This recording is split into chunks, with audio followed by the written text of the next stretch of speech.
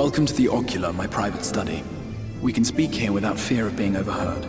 I have much to explain, but the truths which I must touch upon in doing so would cause only distress and confusion to the people of this world.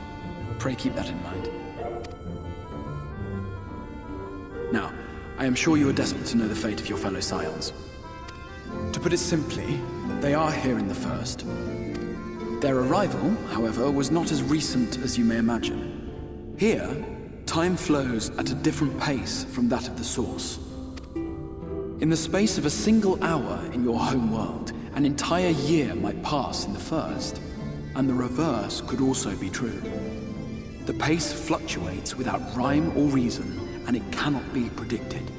That said, we seem to be entering a period of near equivalence, and thus, for the moment, you need not overly concern yourself with the passage of time. As for your companions, however, Y'shtola and Urianger have dwelled here for 3 winters, all told, while Thancred's count stands at 5. Even our more recent arrivals, Alphino and Alize, have lived in the first for almost a year.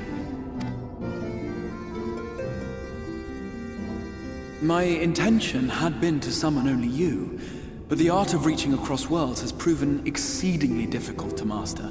Thus it was that my fumbling hand closed upon those to whom your fate is most closely bound as well. As they were not the object of my summons, their transference was incomplete. Though they may appear to possess corporeal bodies, they are, in truth, merely spirits that one can see and touch. Consequently, while you yourself will be able to pass between worlds with relative freedom, they will not. Much as it grieves me, they are stranded here, unable to return.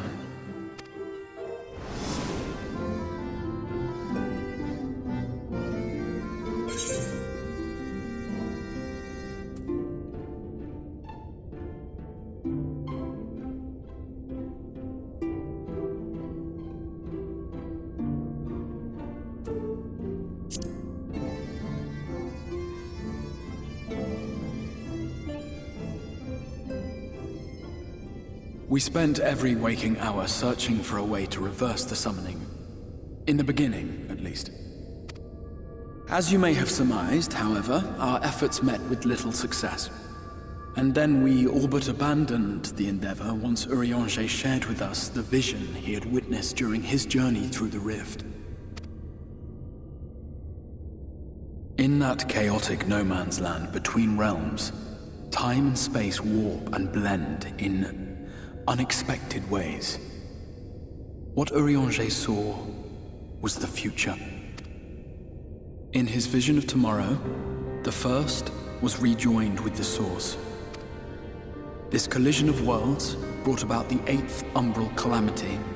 Amongst those who perished, Urianger clearly saw the fall of the Scion's mightiest champion.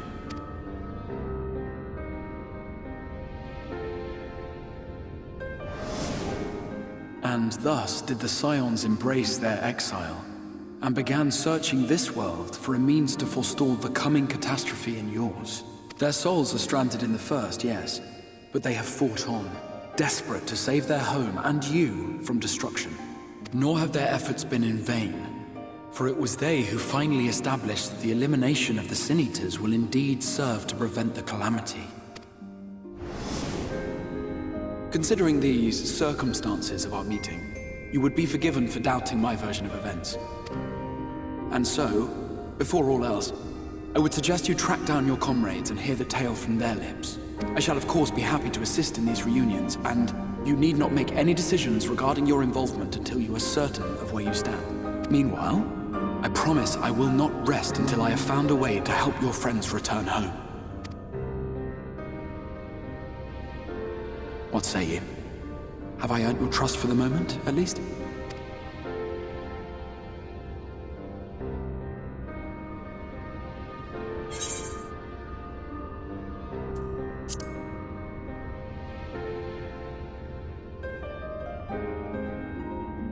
Excellent.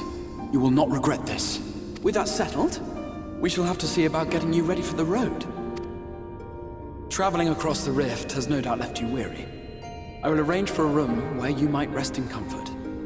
While it's being prepared, perhaps I can show you around.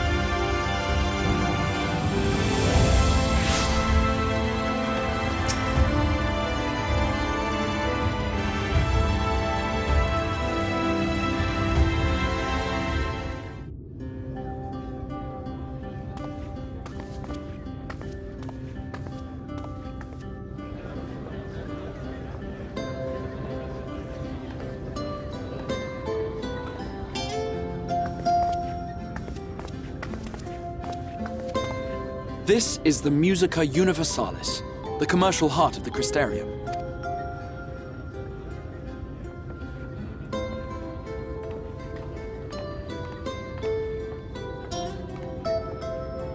Ah, yes. You must be curious about the currency. Fear not. The gil you carry will serve you well enough. Each nation once minted its own coins, but 'twas all a jumbled mess following the flood. After much debate, the local merchants eventually elected to revert to the old ways, wherein a coin's value was decided by the worth of its metal. As for a unit of measurement, we agreed upon the term gil, a word borrowed from coins uncovered within the Crystal Tower here. And as our traders peddled their wares across the land, so too did our usage of gil become common practice.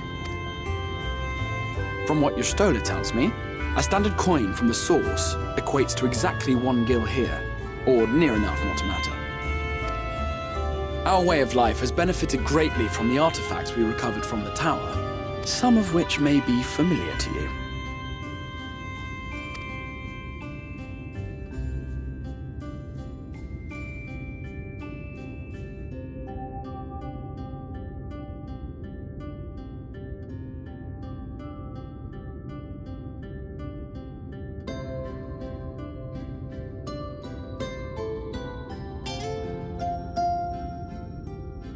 But I fear it would not be practical for us to provide everything to which you are accustomed.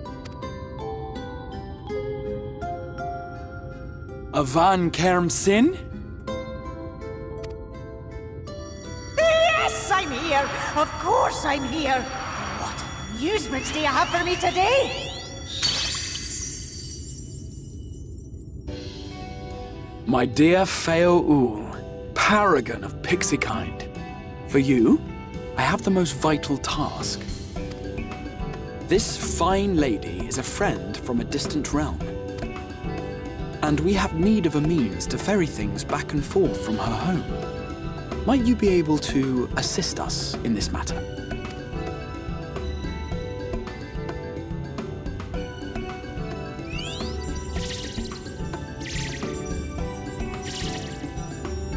You came from beyond, didn't you? From beyond the rift? How wonderfully exciting! What a brave and reckless and marvellous thing you did! You've the heart of a pixie, you do.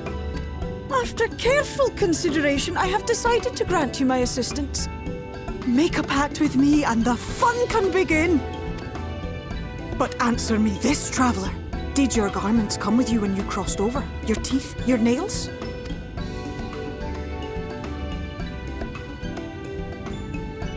Just as I thought! Then you've a good stout connection with your home through which all your belongings, great and small, may easily pass. From this moment forth I will be your Isne Fis, and you my Snay Yak. Like the branch which sprouts from the sapling, our bond will flow unbroken from one to the other. Raise your hand.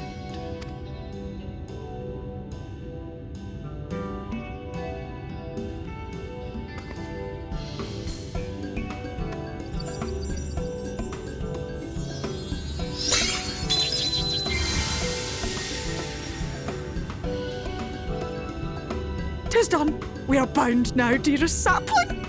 Come then. Make your request. Tell me your desire. I wish to visit this world of yours. Mayhap her message to your friends in the Source to inform them of your safe arrival.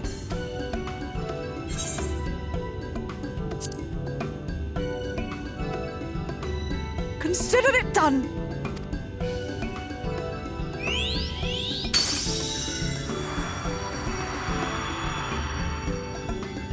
As you heard, that was Feo Ould of the Pixies. Their kind possess an affinity for magic akin to that of arcane beings. They rarely show themselves in populated areas, but Feo is insatiably curious even by Pixie standards, and seems to have taken a liking to the Crystarium.